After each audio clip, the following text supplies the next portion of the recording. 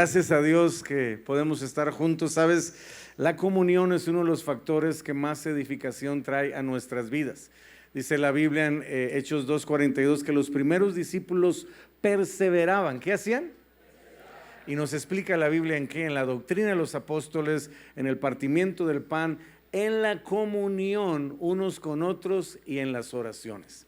Así que nunca más una persona va a crecer igual si no tiene comunión, relación, interacción y retroalimentación. Tiempos como el que vivimos ahorita, no pienses que es así como para, de alguna manera, nada más de relleno, para que de alguna forma se te deje de cerrar los ojitos. Tiene un propósito de retroalimentación que muchas veces, lamentablemente, no entendemos un principio que yo trato de enseñar mucho: que tú lo pienses no significa que es verdad. Y muchas veces actuamos como que somos la neta del planeta y lo que nosotros pensamos es la última Coca-Cola en el desierto, y ahí podemos caer en el error y en el engaño, que es la Biblia un factor que nos marca que hay que tener cuidado. Dice: miren que nadie os engañe, dice la Biblia. Así que qué importante es que podamos tener comunión, que podamos retroalimentar, escuchar y obviamente participar de estar juntos. Y bueno, cuando ya le involucran los alimentos, pues se pone más chido todavía la cosa, ¿verdad? Entonces, gracias a los pastores, a mis grandes amigos Omar y Elsa, por el privilegio de invitarme a estar aquí con ustedes. Lo disfruto mucho, son una casa espiritual y sus pastores son muy amados, se nos metieron desde hace tiempo en el corazón y para nosotros es una verdadera bendición estar aquí. Así que vamos a prepararnos. ¿Estás listo para la palabra? Vamos a orar y preparar nuestro corazón para que el Espíritu Santo con todo poder remueva lo que quiera remover en nuestras vidas. Padre, gracias por esta hora en tu presencia. En tu presencia hay plenitud de gozo y hay delicias a tu diestra para siempre. Gracias, Señor, por estar aquí moviéndote con poder, Señor. Quitamos toda distracción y todo estorbo que quiera venir a nuestras vidas e impedir, Señor, que el propósito de este tiempo se cumpla. Espíritu Santo precioso de Dios, gracias por sellar tu palabra en los corazones. Nosotros disponemos nuestro corazón, que es el lugar donde quieres depositar la semilla de tu palabra, y pedimos y rogamos que caiga en buena tierra, en tierra deseable, en tierra fructífera, en tierra, Dios, que dé fruto a 100 por 1, y podamos reproducir esta palabra en bendición, no solo en nuestras vidas, sino en las vidas de aquellos que atendemos, que servimos, Señor, que aconsejamos, que ministramos, Señor, y que ese fruto, Padre, se reproduzca en las diferentes iglesias, congregaciones y casas espirituales que representa este evento. Gracias, Señor, por la bendición tuya que enriquece nuestras vidas y por el privilegio de estar en un lugar donde el ambiente espiritual es propicio para tu palabra, Señor. Gracias, en el nombre de Jesús te lo pedimos ahora, amén. Vamos a darle un fuerte aplauso a Él. Vamos, exalta a Jesús, que Él es digno. Quiero hablarte de algo que pues para mí es importante y tiene que ver mucho a los que estuvieron en el taller. Hablamos un poquito, por cierto, dejé por allá, pero traemos un libro que yo quiero, si me ayuda Martita, me pasan uno, quiero regalar uno, porfa. Uno nada más, oigan, no sean así. Y vamos a hacer, les dije desde la mañana, ya me va a ayudar Martita para definir cuándo. Vamos a hacer, si me permiten, en un break, tener un tiempo ahí para lo que se le llama una sesión de firmas. Les decía en la primera sesión que una vez me confundieron con Luis Miguel, imagínense. Se los prometo delante de Dios, gracias. Que un día nos confundieron en Jalapa con Luis Miguel y luego les platico la anécdota. Este libro se llama ¿Cómo han caído los valientes? Y es un estudio sobre lo que representa las crisis en el ministerio, lo que puede desgastar nuestra alma, que es lo que más lamentablemente descuidamos en la vida ministerial, y es donde más el enemigo ataca nuestro ser. Entonces somos un espíritu, tenemos un alma y habitamos en un cuerpo, pero el alma se convierte literalmente en el factor de enfoque y de desgaste. La Biblia nos habla del reposo para nuestra alma. Di reposo para nuestra alma. Es parte del propósito de Dios y a veces elementos como depresión, tristeza profunda, a veces ansiedad, a veces simple y sencillamente cansancio, porque el cansancio no es un pecado, pero sí es una debilidad, tienen un efecto que puede poner en riesgo nuestra integridad espiritual. Así que aquí estará en la parte de al final. Traje algunos, no traigo muchos, así que yo te recomiendo adquirirlo y te prometo que en estos días antes de irnos hacemos una sesión para saludarte y poder con todo gusto dedicártelo. Será mi privilegio y quiero regalárselo al pastor Josué. Pastor, este es para ti. Con mucho gusto, espero que sea de bendición. Dios te bendiga mucho, una bendición estar hoy aquí contigo. Quiero hablarte de algo que encontré en la Biblia y quiero unir un poquito con lo que escuchamos antes de la comida y precisamente quiero hablar de Primera de Reyes 19. Este es un pasaje que nos habla de uno de los personajes más importantes en la Biblia. Estamos hablando del llamado profeta de fuego.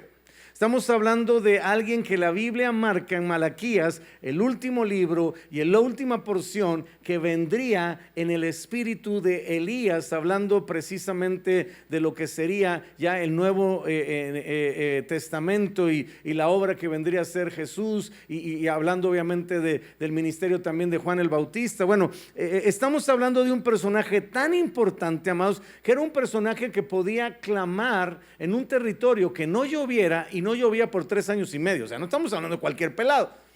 Estamos hablando de un cuate que cuando venían a buscarlo, literalmente llegaban y le decían: Elías, siervo del Dios Altísimo, baja para que te llevemos con el rey. Y él contestaba: si soy siervo del Dios Altísimo, que descienda fuego del cielo y te consuma a ti con tus 50.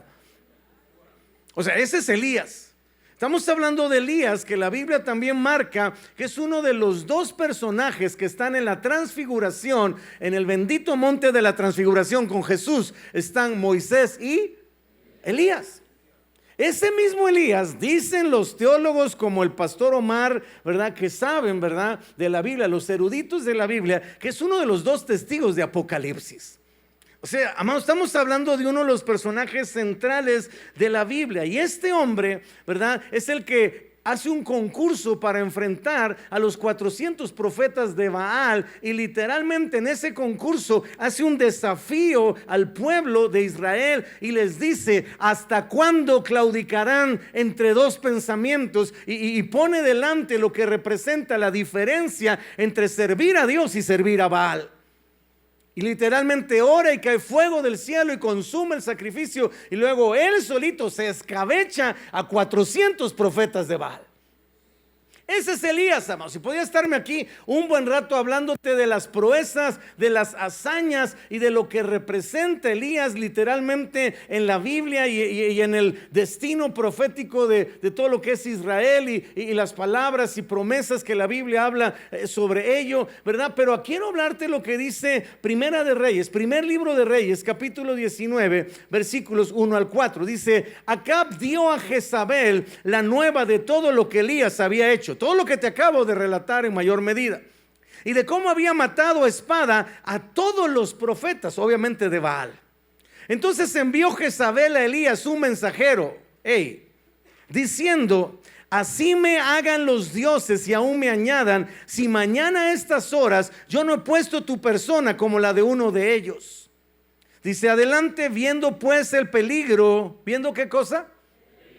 Se levantó y se fue para salvar su vida y vino a Beersheba, que está en Judá, y dejó allí a su criado, y él se fue por el desierto un día de camino y vino y se sentó debajo de un enebro y deseando morirse. ¿Deseando qué cosa?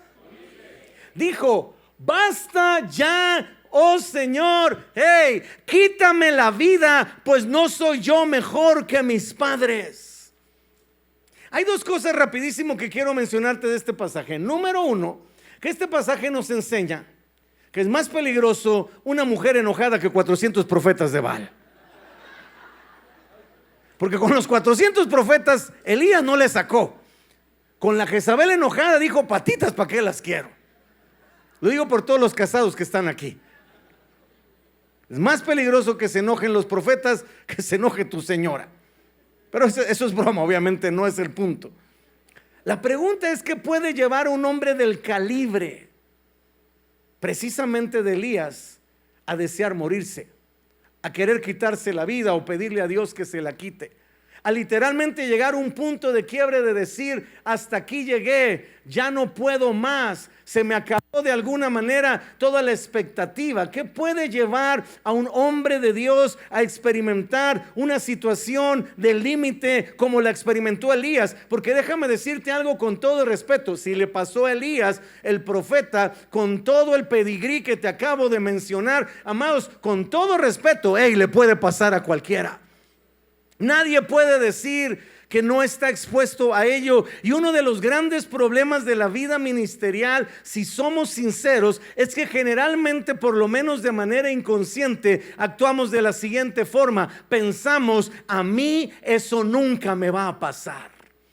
Y muchos de nosotros, lo digo con respeto, hemos visto situaciones, por ejemplo, de matrimonios pastorales que están a punto de divorciarse, y nos entra misericordia y decimos: voy a orar por ti, pero dentro de nosotros pensamos, a mí nunca me va a pasar.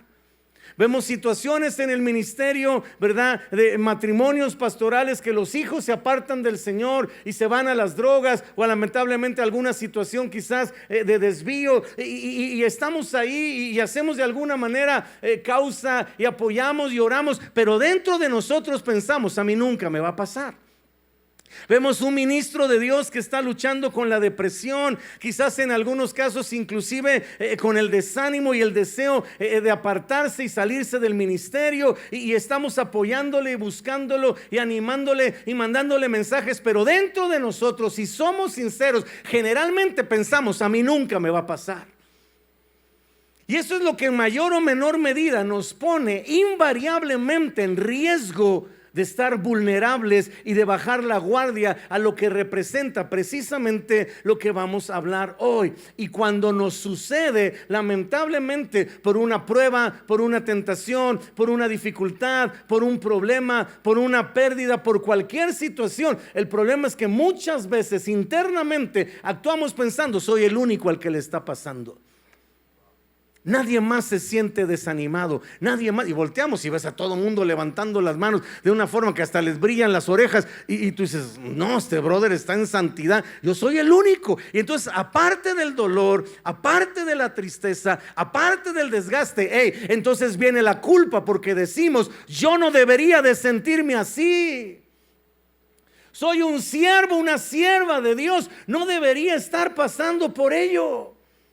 Y ahí es donde, si somos sinceros, amados, lamentablemente muchas veces el enemigo ve su oportunidad. Porque escúchame, si el enemigo no puede de alguna manera traer muerte espiritual, muerte física o muerte espiritual, va a intentar algo que casi no estamos precavidos al respecto, que se llama muerte ministerial. Eso fue lo que intentó con Elías. Escúchame, para Elías, si usamos este término, venía la mejor temporada de su vida. Todo lo que había hecho con los dones, con la unción, con el poder del Espíritu Santo, no hubiera tenido sentido si Elías no deja un legado. Y el enemigo es tan astuto que vino de alguna manera a atacar. La Biblia habla de mensajeros, porque soy un convencido que el enemigo asigna espíritus de persecución a los ungidos. A personas específicamente que el enemigo sabe que se pueden convertir en un peligro, los vuelve un target de enviar mensajeros a través de todo lo que hemos mencionado, para desgastarlos, para de alguna manera distraerlos, para afectarlos, para, como veíamos en la sesión anterior, detenernos de avanzar a cumplir el propósito de Dios. Y claro que estos mensajeros están asignados a aquellas personas que literalmente están moviéndose bajo la unción del Espíritu Santo. Y hoy quiero que abras tus ojos a una realidad que, si no tienes cuidado, te puede hacer tropezar, o por lo menos a afectar, y en algunos casos, amados, paralizar de lo que representa tu crecimiento y desarrollo espiritual. Van a tratar de impedir que llegues a la meta, porque déjame decirte algo: a estas alturas del partido, el enfoque del enemigo ya no es tanto llevarte al infierno, es detenerte de cumplir el propósito de Dios. Me atrevo a decirte que el enemigo se sentiría satisfecho si tú te vas al cielo, pero pierdes toda la influencia, el impacto y la trascendencia de todo lo que Dios ha depositado en tu interior. Y básicamente quiero hablarte de las 3 estrategias que tiene el enemigo para tratar de lograrlo. ¿Cómo lograr tu muerte ministerial? ¿Cómo entender, amados, sin entrar en el terreno del miedo, pero sí de la precaución, que en el infierno hay un letrero con tu carota y tu nombre diciendo se busca vivo o muerto? Lo decía el pastor Josué en la primera sesión. Claro que el enemigo quiere ir por la cabeza. A Jesús no le mandó un espíritu chocarrero, le mandó al mismísimo Satanás. Cuando se trataba de encontrar el instrumento que iba a llevar a la cruz a Jesús, ¿verdad? Pensando que lo iba a matar y quedarse con la herencia, digamos, hablando del enemigo, ¿verdad? No le mandó, o sea, lo que se le metió a Judas no fue un inquilino, fue el mismísimo Satanás. Porque hay asignaciones específicas que no pueden llevar la duda de alguien que no tenga la capacidad de completarlo en el calibre y la dimensión que se necesita. Entonces, cuando empiezas tu vida ministerial, el enemigo va a intentar detenerte por medio, cuando empiezas tu vida espiritual, discúlpame, el enemigo va a intentar detenerte por medio de la condenación. Di conmigo, condenación. Va a tratar de hacerte sentir algo que se llama un sentimiento de ilegitimidad. Va a tratar de meter en tu mente la idea que lo que estás experimentando, lo que estás viviendo, no es real. Tú escuchaste, o por lo menos no sé si soy yo, ¿verdad? Pero algunas de las preguntas claramente definen personas que todavía no están seguros de lo que Dios hizo en sus vidas, de lo que ha sucedido en su corazón. Y es normal, y es parte de una etapa, la etapa inicial, donde de alguna manera entra la cochina duda de que si lo que estoy experimentando es genuino, si verdaderamente soy un hijo de Dios, si verdaderamente tengo una vida nueva, si verdaderamente me voy a ir al cielo. Y empieza a gestar de alguna manera a través de la condenación precisamente esa estrategia de atacarnos, haciéndonos sentir, ¿verdad?, que no es genuina la salvación, que dudemos de nuestra conversión, que pensemos que todavía seguimos igual, que de alguna manera mantengamos ese sentimiento de culpa que no nos permite acercarnos confiadamente a Dios y al trono de la gracia y alcanzar misericordia, gracia y oportuno socorro. Va a intentar obviamente que nuestra relación con Dios tenga ciertos niveles de distancia, porque seguimos sintiéndonos pecadores, porque seguimos sintiéndonos impuros, porque seguimos sintiéndonos indignos. Y ese es el inicio, vamos a decirlo así, la primera fase o etapa de la manera o de la forma en que el enemigo va a tratar de atacarnos en lo espiritual. Que cada vez que pequemos pensamos que ya no hay restauración, que Dios está enojado con nosotros, porque aunque somos cristianos, todavía luchamos con la mentalidad de jornaleros. Pero gracias a Dios, di conmigo, gracias a Dios, que existe Romanos 8:1, que nos dice claramente: ninguna, no te escuché, ninguna hay para los que están en ¿quién? Los que ya no andan conforme a la ¿qué? Sino andan conforme al. Y en algún momento reaccionamos y sacudimos ese sentimiento de ilegitimidad que tanto daño nos hace, y nos acercamos confiadamente y reconocemos que el poder de la sangre de Cristo es tan poderoso que cancela los juicios, que cancela las maldiciones, y que, como dice la Biblia, si confesamos nuestros pecados, Él es fiel y justo para perdonarnos nuestros pecados y limpiarnos de toda maldad. Vamos a darle fuerte el aplauso a Él. Y entonces pasamos a otro nivel. El nivel donde entonces lo que va a activar el enemigo ya no es la condenación, ahora viene la bendita tentación. Usar los apetitos de la carne, usar lo que representa, ¿verdad?, nuestras debilidades como materia prima para hacernos caer. Que de alguna manera vivamos una especie de ciclo donde todavía por falta de madurez y de crecimiento somos susceptibles al engaño, somos susceptibles a la mentira, somos susceptibles a todo lo que representa básicamente situaciones de cautividad, de opresión y todo lo que esto representa, ¿verdad? Y va a tratar de que vivamos ese ciclo donde la riego y pido perdón, pero no me libro de alguna manera de lo que representa esa trayectoria, y la vuelvo a librar y vuelvo a caer y vuelvo a pedir perdón, y tratar de vivir un ciclo donde solamente dependamos de la misericordia de Dios y no hemos activado lo que representa en un sentido claro la gracia.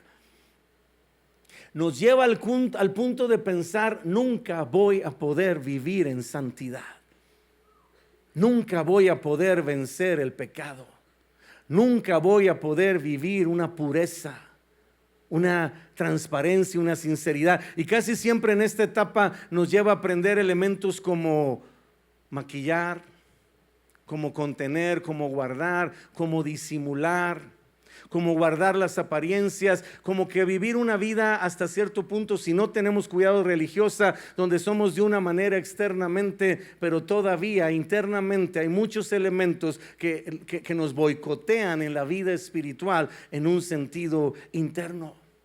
Que tratemos de ocultar las fallas, de disimular los errores, que no enfrentemos de alguna manera lo que esto representa. Va a tratar de mantenernos hasta cierto punto, amados, atados a los deseos de la carne, que la Biblia dice claramente que son enemistad contra Dios. Pero gracias a Dios, di conmigo, gracias a Dios, que literalmente la Biblia nos enseña en Timoteo 1:7 que Dios no nos ha dado un espíritu de cobardía, sino un espíritu de ¿qué?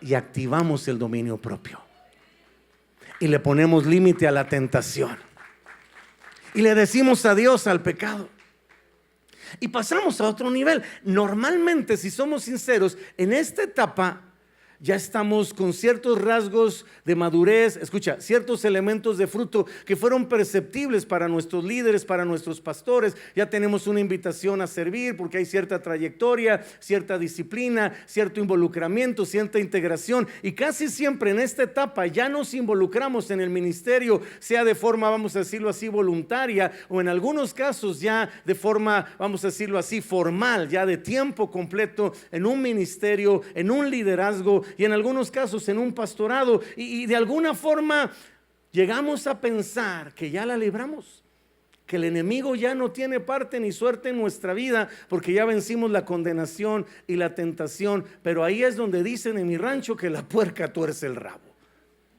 Ahí es donde el enemigo lanza su estocada final.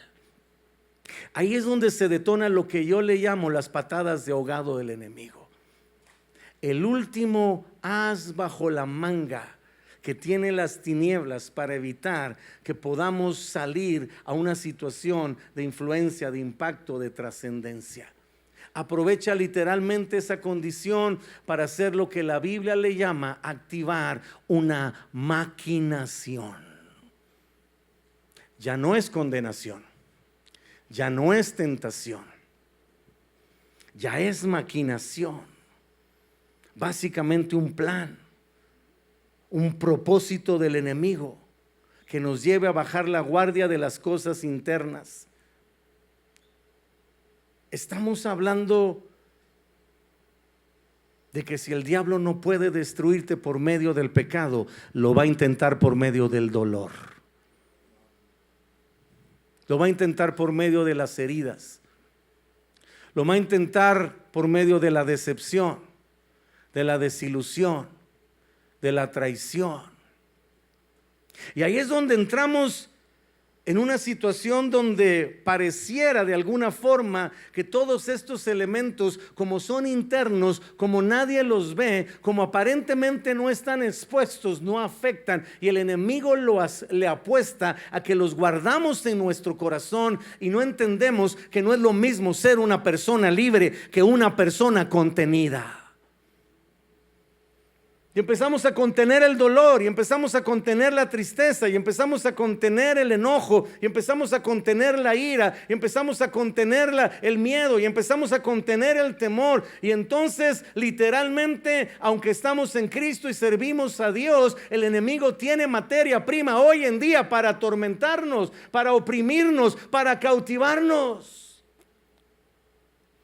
Es la última oportunidad que tiene el enemigo de utilizar estos 4 elementos que te quiero mencionar, y quiero pedirte que al final de esta sesión tomemos un tiempo para entender que Dios nunca va a confrontar tu vida para condenación, siempre lo va a hacer para restauración. Y en ese proceso de restauración te quito el suspenso. Hey, Dios no va a quitar el dedo del renglón, porque Dios es el primero que sabe que para la siguiente etapa de tu vida vas a necesitar invariablemente reconocer, confrontar y completamente arrancar de tu vida esto que puede ser usado más adelante. ¿Qué es una maquinación? Básicamente lo vamos a ver ahorita en la Biblia. Algo que el enemigo descubre en nuestra vida hace mucho tiempo y no hace olas, no hace panchos. Algo que de alguna manera en su momento pensamos que como nadie lo vio, que como no se nota, no afecta. Y el enemigo, escúchame con tu corazón, se queda callado, no durante días, ni semanas, ni meses, sino muchas veces años. Y está esperando el momento en que tú y yo, en el sentido de influencia, de trascendencia y de impacto en el entorno, estamos más arriba.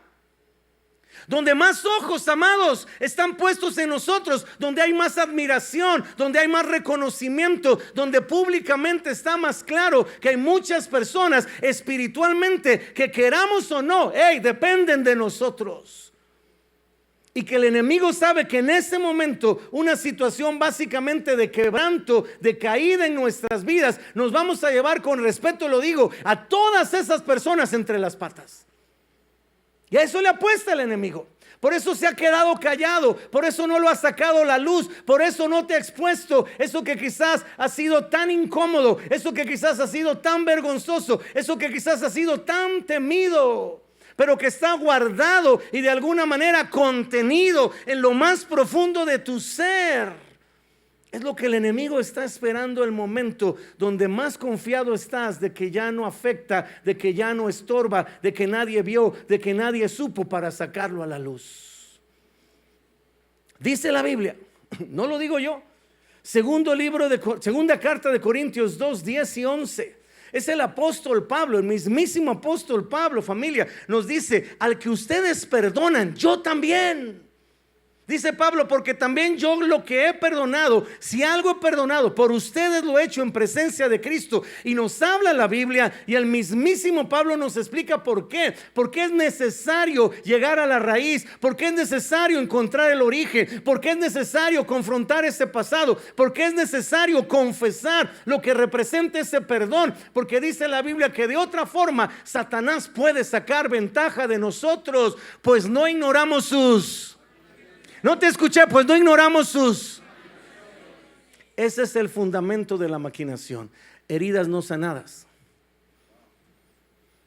conflictos no resueltos, etapas no cerradas y pecados no confesados.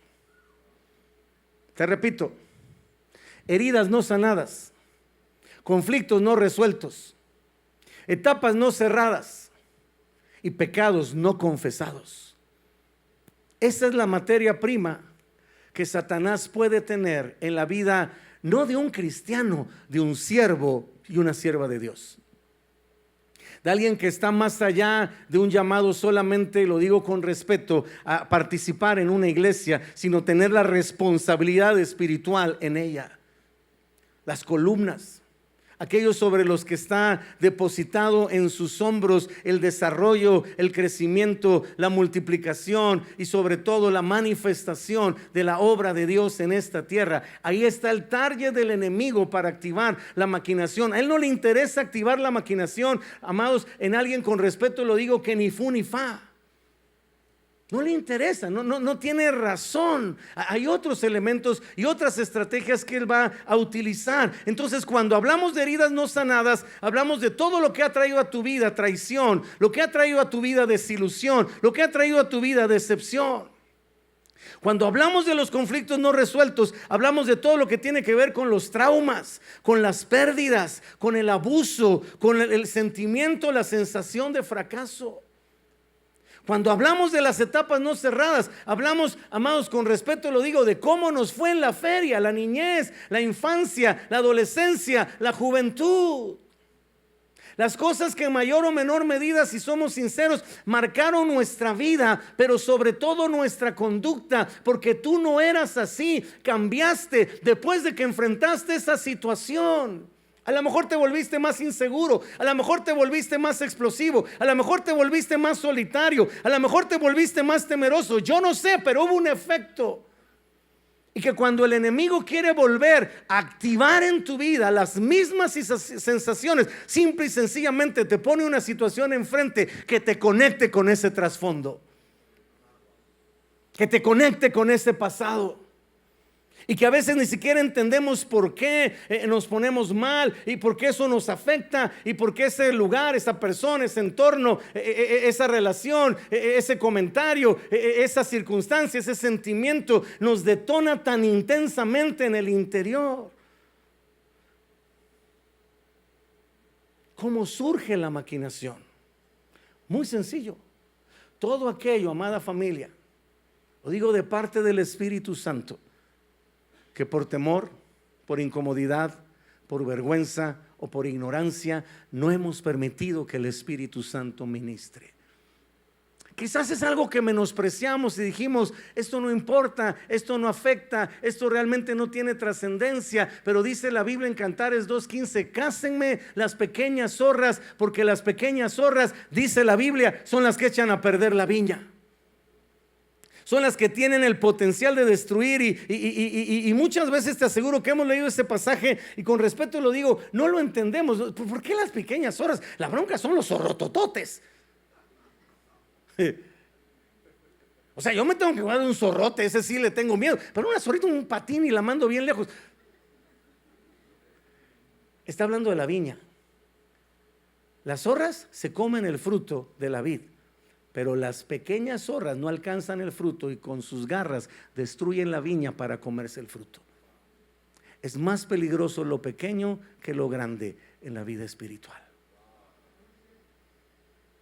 Lo pequeño, lo insignificante, lo que no le damos importancia, lo que aparentemente no se ve, bíblicamente tiene el potencial de ser más devastador, porque produce lo que se conoce como el efecto literalmente bola de nieve.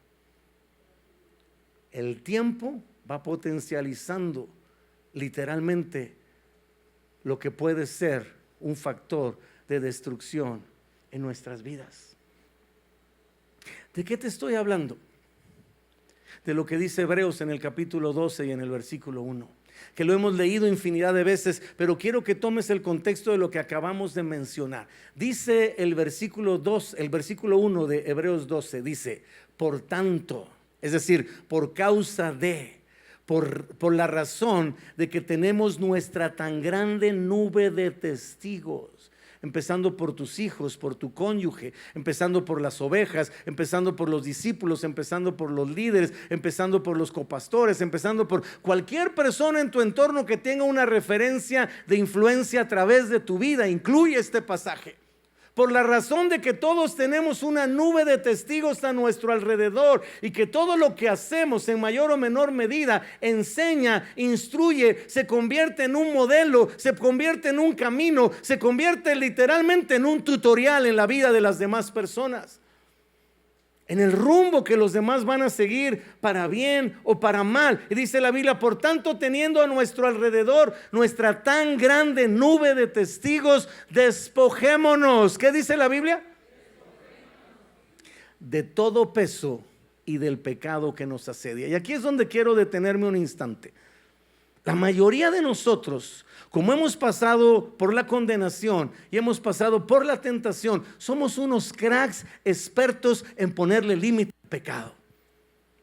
Nos hemos desarrollado, estoy seguro, en una disciplina espiritual donde la mayoría de nosotros perfectamente puede identificar lo que es un adulterio, lo que es una infidelidad, lo que es una mentira, lo que es el orgullo, lo que es una ofensa, lo que es... Te puedo decir que la mayoría de nosotros somos literalmente unos másters de identificar lo que potencialmente se puede convertir en un pecado en nuestra vida. El reto, si somos sinceros, en esta etapa de nuestra vida, cuando está activo lo ministerial, es entender que no solamente la Biblia nos habla de despojarnos del pecado, sino nos habla de cosas que la Biblia le llama cargas, pesos, lastres. cosas, amados, que estorban en la vida espiritual. Por ejemplo, te lo decía hace un momento, el cansancio no es un pecado, pero sí es una debilidad. David estuvieron a punto de hacerlo chicharrón porque se cansó. Y muchos de nosotros tenemos que reconocer que nuestro mayor tiempo de vulnerabilidad es por el exceso, es por el agotamiento, es por el cansancio. Y ese es un tema nada más para meterle para quién sabe cuántas horas. El temor, el miedo, son debilidades. La culpa, la vergüenza, son debilidades. Cosas en nuestra vida, repito, que si lo analizamos y meditamos más profundamente, no tienen nada que ver con el pecado, pero tienen el mismo efecto en lo espiritual. Las heridas, los rencores, el resentimiento, la amargura. La amargura, dice la Biblia, que nos puede llevar potencialmente a perder la gracia de Dios y a contaminar a los demás. La amargura nos puede llevar a dejar de pensar que Dios es bueno, a dejar de pensar que Dios es justo, a comenzar a convertirnos en personas más críticas, más negativas, más pesimistas, más juiciosas. Pero es tan fácil de disculpar en la vida espiritual. Y tiene el tremendo potencial de destruir nuestras relaciones interpersonales, de ministerio, de familia, de discipulado, de vida espiritual.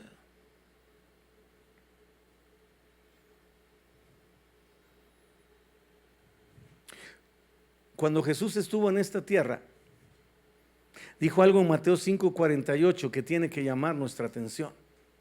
Y que lo hemos leído todos, y si somos sinceros, amados, muchas veces nos hemos agüitado. Dice la Biblia, dice el Señor Jesucristo: sean ustedes perfectos. ¿Sean ustedes cómo? Así como su Padre que está en los cielos es perfecto. Y nosotros oímos eso y pensamos que Dios nos está llamando a no equivocarnos, a no cometer errores, a no fallar, a convertirnos en personas infalibles. Amados, no os hagáis, te lo digo en Reina Valera, eso es imposible. Ninguno de nosotros, nada más voltea a ver al de junto y la cara de déficit que tiene. O sea, ¿tú crees que es perfecto? No manches, con esa cara y quiere hablar de perfección. No te pases de la raya. Algunos Dios les dejó la cara como testimonio de dónde lo sacó el Señor. Mira nomás la cara de borracho del de al lado. No, no es cierto, no es cierto. Mira la cara de chismosa. No, tampoco.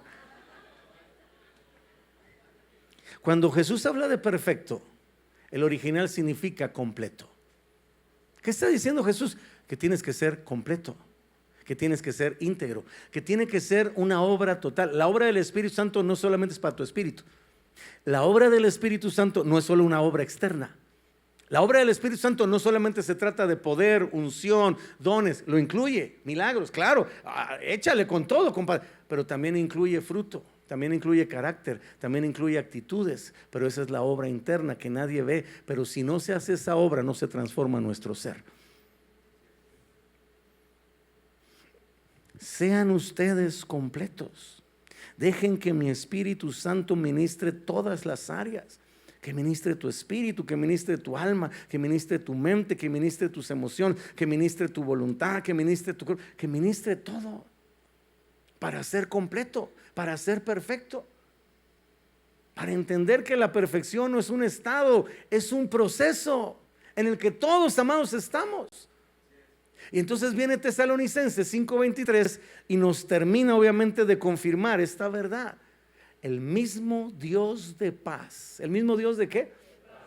Nos santifique por, no te escuché, por, otra vez esa palabrita. Y todo nuestro ser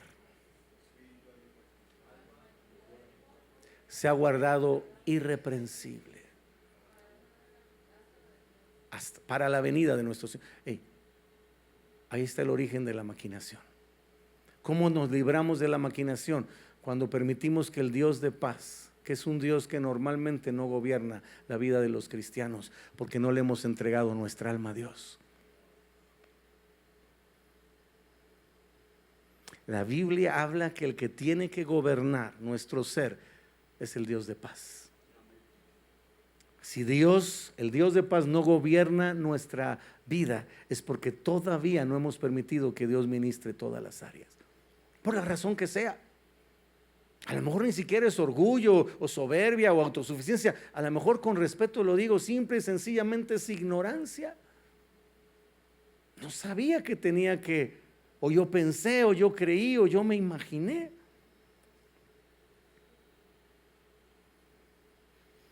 La maquinación tiene un objetivo específico: lograr que cuando tú detectas algo en tu vida que activa una debilidad, no digas nada, no hagas nada y pienses ilusoriamente que el tiempo lo va a solucionar.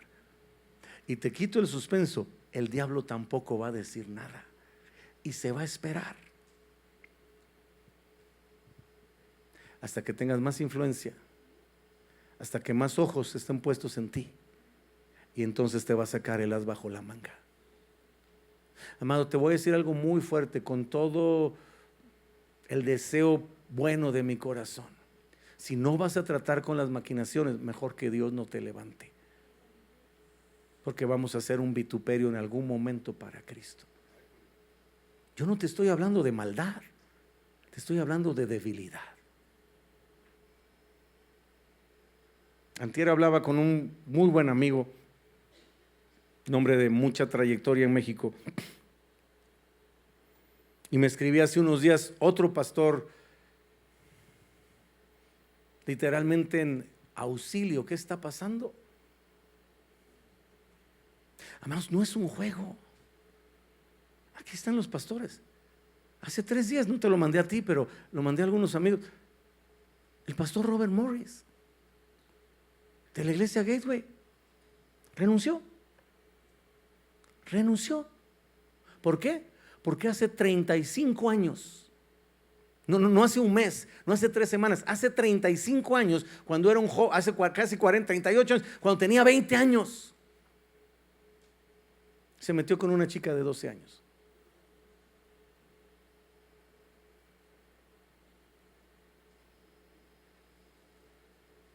Hace un par de años, no sé si el pastor Josué y Omar conocen al pastor Jorge H. López de la Megafrater de Guatemala, el pastor de Cash Luna durante muchos años. Cash Luna fue el pastor de jóvenes en esa iglesia. De pronto llega un cuate de 40 años y le dice: es que tú eres mi papá. Sí, imagínate ahorita que de pronto llegue un barbón ahí y te diga: soy tu hijo. Y tú, zafo, ¿no? Estás re feo, compadre. No existe, o sea, en serio pasó. Obviamente Jorge dice: no es cierto, es mentira. Y se armó, el cuate metió una demanda. Vamos a hacer la prueba de paternidad. Asústame, Panteón, si era su hijo. Pero espérame, no estamos hablando de un hipócrita. Estamos hablando de un hombre que antes de ser cristiano, antes de estar casado, en una noche de copas, una noche loca, se acostó con una chica y nunca se enteró que quedó embarazada. 40 años después tuvo que hacerse un lado del ministerio para resolver esa situación. ¿Quieres que sigamos hablando de ministerios mundiales? Esa es la maquinación. Y esta es la oportunidad, me ayuda el grupo de alabanza, de confrontar las maquinaciones en tu vida. Tú no puedes salir de este auditorio en el nombre de Jesús sin realmente poner delante de Dios. Y si eso te representa que tienes que ir a hablar con tu pastor, y si eso te representa que tienes que confesar algo que tienes, hazlo, brother, si quieres que Dios te use. Porque si no, te quito el suspenso. Tú no lo vas a decir, pero el diablo más adelante lo va a gritar desde las azoteas y lo va a exponer. Pero se va a esperar al momento de más influencia. No lo va a hacer ahorita, cuando eres mundialmente desconocido. Se va a esperar cuando estés más arriba. Puestos de pie, familia, escucha. Salmo 32:3, con esto termino. Salmo 32:3, dice la Biblia: mientras callé, mientras me lo guardé, mientras disimulé, mientras lo maquillé. Se envejecieron mis huesos en mi gemir todo el día. Y dice el final de ese verso: mi verdor se convirtió en sequedades de verano. Hoy es un buen tiempo para reconocer con qué heridas estás luchando, con qué conflictos, con qué etapas, con qué pecados. Y en el nombre de Jesús, mi consejo de brothers, vamos a tratarlos ahora, antes que se nos olvide, lo veamos como una pequeña zorra, el diablo lo guarde y lo saque de tal manera que no solamente te afecte a ti, sino a todos los que te rodean. Sin entrar en detalles, hace unos años, Pastor Omar, yo todavía ministré a una persona afectada por la caída de Jimmy Swaggart. Hace 2-3 años me tocó, obviamente una persona grande, literalmente todavía afectada por algo que sucedió en los 70s, en los 80s. ¿Estás listo para confrontar la maquinación? Puede ser personal, puede ser matrimonial, puede ser familiar, puede ser emocional, puede ser mental, puede ser material, puede ser económica, pero que no haya nada que tú sepas que no ha pasado bajo la administración del Espíritu Santo. Porque en el momento que tú lo haces, le quitas al diablo la oportunidad. A lo mejor nunca te va a matar en lo físico, porque no puede. A lo mejor nunca te va a matar en lo espiritual, porque no puede. Pero me canso ganso que lo va a intentar en lo ministerial. Si no logra destruirte por medio del pecado, va a intentarlo por medio del dolor. Y esa es una lucha que, como decía el pastor Josué, en algún momento todos tendremos que enfrentar. Vamos a orar. Yo quisiera me apoyaran para tomar un momento. Les prometo que no va a ser mucho para ministrar, pero necesitamos levantar un clamor de pedirle al Espíritu Santo: muéstrame si hay alguna maquinación en mi vida. No quiero nada que más adelante me vuelva un vituperio para Cristo y me impida terminar bien. Amado, no te espantes, pero solo el 20% de los ministerios termina bien. 2 de cada 10 ministros terminan pudiendo decir: he peleado la buena batalla, he acabado, estoy listo. ¿Estás listo? No te digo muy convencido. ¿Sí? Oramos a las 3 y exponemos delante. Vamos primero a hacerlo así. Vamos a preguntarle al Espíritu Santo, como decía alguien de los panelistas: examíname, oh Dios, y conoce mi corazón. Pruébame y conoce mis pensamientos, y ve si no hay en mí camino de perversidad, y guíame en el camino eterno.